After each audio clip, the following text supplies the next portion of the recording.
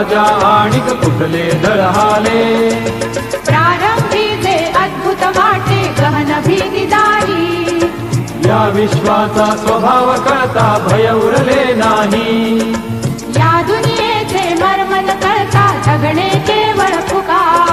जे दिसते ते असेच काहे, हे दिसते ते असेच काहे, उलगडण्याला शिका.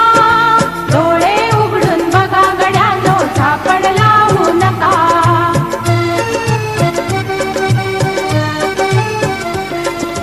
वाहून गेलेल्या पाण्याचा ढग बनतो तो कसा.